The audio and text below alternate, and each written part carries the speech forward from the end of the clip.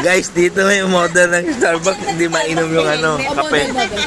So, ano masasabi mo? Hindi naman yung nag-Starbucks naka-helmet. Utangin. Hindi kasi sanay. Alam ko na bakit naka-helmet. Anong flavor yan? First time sa Starbucks. Anong flavor? Ang palaya po, ina. Ang pangit sinasabi ko sa inyo, huwag niyo akong dadalayin dito. Okay na ang Starbucks ko. Sanay kasi ito sa 3-in-1. Sanay sa coffee ko. Coffee ko 3-in-1. Isa pa. Patay ba? Mas matamis na. Uy, may utot. Sobrang tago. Mababali na yung ulo. Ay, napautot na. Paita. Okay na. Ikaw nga, try mo nga. Oh, Ikaw naman mag-try. Sige, patikim nga. Tingin.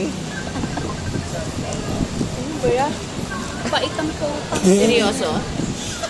Dito to, kahit ako. Kape yan. Yan. Huwag yun akong dadalhin dito Ayos sa lang. Starbucks. Ayos lang daw.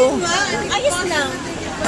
Tangina rin. Nasabi ko sa inyo. Susunod, Mar. Pag nag-honest tayo, magdala ka na ng coffee tsaka chocolate cream. Sabi ko sa inyo, Doon na tayo. pag magkakape kayo, doon na lang tayo sa ano. Sakto lang lesson. Ina, magkano lang yung kape na ano? 3 karat. Lasa lang nito. Yung kape puro. Oo. Laki ng ano. Hirap na Nescafe. masakit na likod niya. Nescafe. Pag iganon mo dito, puti nang ipalamigin mo.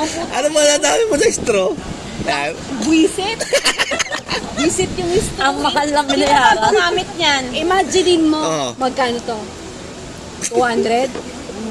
200? Poke ng inang yan, yung straw, hindi mo masisip-sip. Walang bot? Nakailan na ba yung straw? Ha? Ay! Mga nakatatlo na. Years